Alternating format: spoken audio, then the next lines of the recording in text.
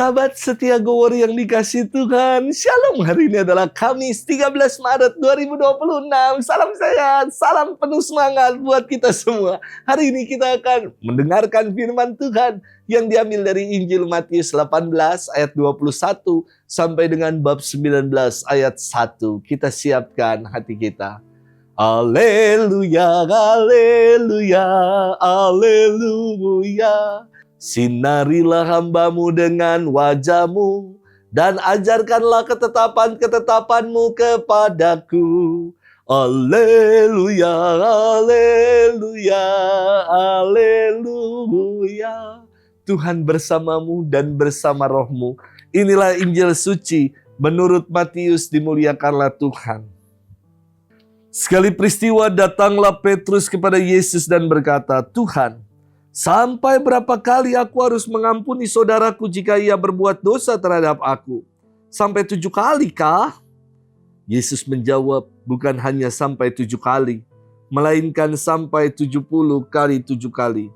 Sebab hal kerajaan surga itu seumpama seorang raja yang hendak mengadakan perhitungan dengan hamba-hambanya. Setelah ia mulai mengadakan perhitungan, dihadapkanlah kepadanya seorang yang berhutang 10.000 talenta. Tetapi karena orang itu tidak mampu melunasi utangnya, raja itu lalu memerintahkan supaya ia beserta anak istri dan segala miliknya dijual untuk membayar utangnya. Maka bersujudlah hamba itu dan menyembah dia, katanya, sabarlah dahulu, segala utangku akan kulunasi. Tergeraklah hati raja oleh belas kasih akan hamba itu, sehingga hamba itu dibebaskannya dan utangnya pun dihapusnya. Tetapi ketika hamba itu keluar, ia bertemu dengan seorang hamba lain yang berhutang 100 dinar kepadanya. Kawan itu segera ditangkap dan dicekik, katanya, bayarlah utangmu. Maka sujudlah kawan itu dan minta kepadanya, sabarlah dahulu, utangku itu akan kulunasi. Tetapi ia menolak dan menyerahkan kawannya ke dalam penjara sampai semua utangnya ia lunasi. Melihat itu kawan-kawannya yang lain sangat sedih, lalu menyampaikan segala yang terjadi kepada tuan mereka. Kemudian raja memerintahkan memanggil orang itu dan berkata kepadanya, hai hamba jahat, seluruh utangmu telah kuhapuskan oleh karena engkau mohonnya. Bukankah engkau pun harus mengasihi kawanmu seperti aku telah mengasihi engkau? Maka marahlah tuannya dan menyerahkan dia kepada algojo-algojo, sampai ia melunasi seluruh utangnya. Demikian pula Bapakku di surga akan berbuat terhadapmu, jika kalian tidak mengampuni saudaramu dengan segenap hatimu.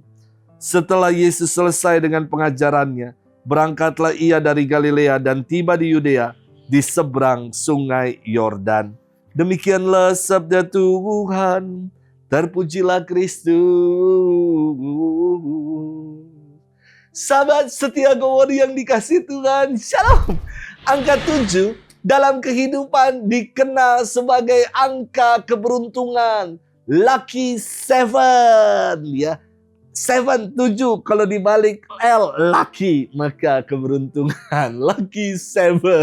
Angka 7 juga digunakan. 7 tangga nada. Ada 7 tabel periodik dalam ilmu kimia. Ada 7 warna pelangi, Hebi, Nu, Hibi, Niu. Ada 7 hari dalam seminggu, ada 7 sakramen. Dan Allah menguduskan hari yang ke-7. Dan hari ini kita akan merenungkan makna angka 7 dalam firman Tuhan. Sahabat setia Gowori yang dikasihi Tuhan, firman hari ini berkisah tentang pengampunan yang tanpa batas. Ketika Petrus bertanya kepada Yesus, Tuhan, sampai berapa kalikah aku harus mengampuni saudaraku jika ia berbuat dosa terhadap aku? Sampai 7 kalikah? Yesus menjawab, bukan sampai 7 kali saja, melainkan sampai 70 kali 7 kali. Jawaban Yesus perihal pengampunan bukan berarti kita mengalihkan 70 kali 7 sama dengan 140, 490 kali. Bukan. Bukan 490 kali. Jawaban Yesus istimewa. Angka 7 adalah angka spesial dalam tradisi Yahudi yang berarti keutuhan. Dan yang utuh ini dikalikan dengan angka 10, yakni angka sempurna. Maka Yesus menegaskan, kalau kita mau menjadi pribadi yang utuh dan sempurna, hendaklah kita saling mengampuni seperti Bapa. Apa yang Petrus tanyakan sebenarnya sudah istimewa. Karena melampaui apa yang diajarkan Taurat, yakni membalas yang setimpal, yang bersalah. Namun ajaran Yesus melampaui perhitungan yang manusiawi. Pengampunan tanpa batas. Justru dengan kita mengampuni, kita dibebaskan dari beban amarah, ganjalan perasaan, luka-luka batin, dendam. Dibebaskan dan dilepaskan dari itu semua dengan pengampunan. Sahabat setia Gowori yang dikasihi Tuhan, seringkali mengampuni menjadi perkara yang tidak mudah, betul? Karena tidak mungkin kita mengampuni yang berarti kita mau melupakan mereka yang telah menyakiti dan melukai hati mereka. Emang kita geger otak, amnesia. Tentu pengalaman sakit, pengalaman dilukai selalu kita ingat. Namun sebagai pengikut Kristus kita diajak untuk mengampuni. Berdamai dengan pengalaman luka. Maka pengampunan bukan berarti melupakan. Forgive is not to forget.